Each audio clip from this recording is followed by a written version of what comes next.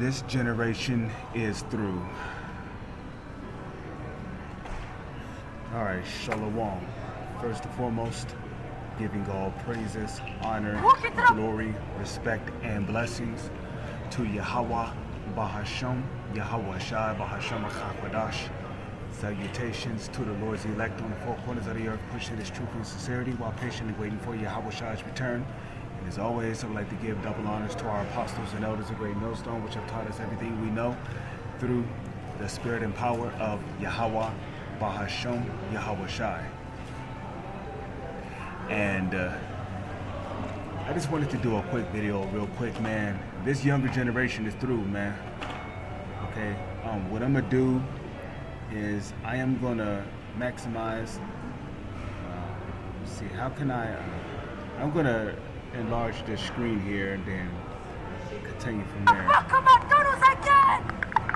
These teenagers made it their hobby to bother workers at this McDonald's every day. Till this day when the workers finally had enough. The kids ran around the employee area as usual, bothering workers and screaming. But then the workers managed to trap the kids into some kind of storage room. We got locked in! The workers then called the police while the kids started threatening them with false accusations. The workers remained calm as the kids taunted them and continued to threaten them. Even after being caught though, the kids still seemed to be having a lot of fun and were enjoying being complete rodents. Workers complained to the police and explained these kids come do this every single day. They come every day here. The kids continued to tell the workers all the false accusations they were going to tell the police. Took that video footage of you strangling my neck. Eventually, when the police showed up, they made the kids leave the McDonald's, but they did nothing else. This is why kids that act as menaces nowadays do this, because they... You see, and this is why, you know, when you have a child, you're supposed to discipline him, you know, especially when he's young, because if you don't discipline your children when they're young, they grow up to be out of line like this. Okay? See, Bible, he that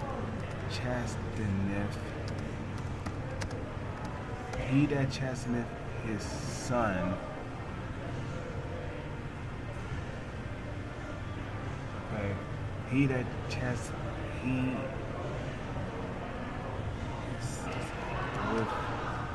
with the rod of correction, KJV, and I'm gonna just type that in, okay? So let's see,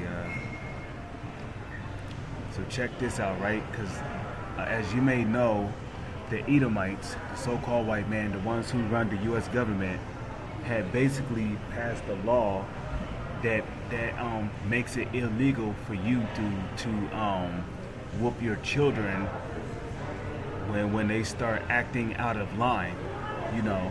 And this is why you have a lot of children growing up that feel like they can talk to their parents however they want, you know. They can just, you know, they feel like they can do whatever they want and get away with it because they're not being chastised like they're supposed to, you know. Now, their parents are supposed to whoop them, but their parents can't do anything about it, because if their parents whoop them, right, then basically CPS has the right to come in and take your children away from you. So Proverbs chapter 13 verse 24, right, it says, he that spareth his rod hateth his son, because basically, you know, by you not chastening your son, you're not teaching him what's right from wrong, you know, because the whole purpose of you chastening your son with a rod, which a rod can come in the form of anything, a switch, a belt, it can come in the form of a stick, you know, the leather of a shoe, a leather belt, okay? Well, when you take these things to your son's backside, you know, that pain serves as a reminder as to why your child shouldn't do the things he do. Because if your child grows up to be out of line, then he has to face the judgment of the Lord for whatever sins or iniquities he commit. So if you don't whoop your son, then you obviously don't love your child, and basically, you know, you don't care what your child grows up to be. And that's why a lot of these children, they grow up, they end up in prison, they end up in jail, they end up dead, they end up joining gangs, they end up becoming drug dealers, selling drugs, doing drugs. Okay, or they end up becoming a menace to society like these rodents right here. Okay, so he that spareth his rod hateth his son, but he that loveth him chasteneth him betimes. You know, and then the scriptures tell you how many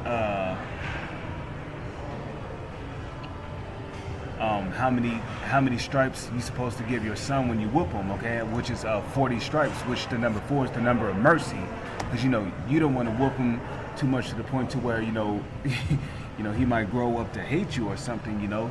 You just want to chasten him enough to where he understands, you know, that he can't just do whatever he wants in life because there's consequences behind it. Bible, 40 stripes shall ye give your son, that ye suffer not sin, okay, upon him, KJV. And I'm gonna just do this.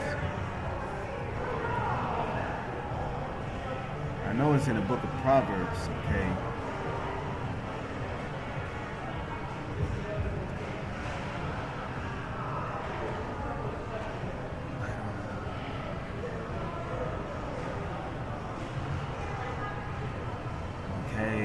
So I guess it's just not going to show up here. There's the scriptures that speak about there. Let's type in 40 and see what comes up here. Oh, right. Hold on. Let's type in 40 here. Then let's hit Ctrl F and type in Proverbs. Okay. And it doesn't look like it's going to show up here, so let's go to page 2 and hit Ctrl F. So I know it's got to be in the book of Proverbs because I've seen it in there before. Okay, I'm not going to search through all these pages. Okay, so I mean, which I'm not going to just sit here and spend forever looking for it. Let's go to Hosea chapter 4 verse 6. Okay. Hosea chapter 4 verse 6, it says, my people are destroyed for lack of knowledge, because thou hast rejected knowledge, I would also reject thee, that thou shalt be no. And see, that's why our people are destroyed, because they don't have no knowledge.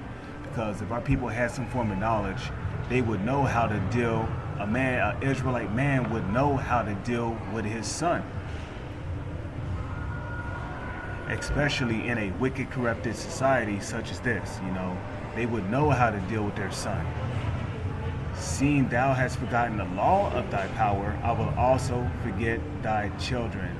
And here's an example of how the Lord forgot the Israelite child. And now look at him, you know.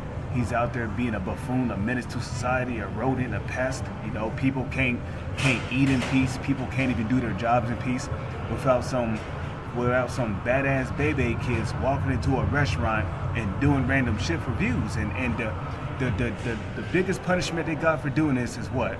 The police escorted them outside of the McDonald's restaurant and basically told them, don't go back in there. And this is why they keep doing what they're doing, because just like you see on the screen right here, right? Because they face no real consequences. Okay? They feel that they face no real consequences, man. And there has to be a consequence for everything that these children do. Okay? And this is why when we go to the book of Ezekiel, right? Because ultimately we know that it's judgment of the Lord. Okay? So let's read this right here, right? And the Lord, Ezekiel 9:4, and the Lord said unto him, okay, go through the midst of the city, through the midst of Jerusalem, and set a mark upon the foreheads of the men that sigh and that cry for all the abominations that be done in the midst thereof. Okay, you see that? That sigh and that cry for all the abominations that be done in the midst thereof. Ezekiel chapter 9 verse 5. Okay. And to the others he said in mine hearing, Go ye after him through the city and smite. Let not your eyes spare, neither have ye pity. You see that? Let not your eyes spare, neither have ye pity. So, and this is the Lord speaking to the angels right here, you know. So when that time comes, the angels, they're not gonna hold back, man. Okay? Slay utterly old and young, both maids and what? Little children. So little children like this, according to biblical prophecy, are going to be slayed by the angels of the Lord when that time comes.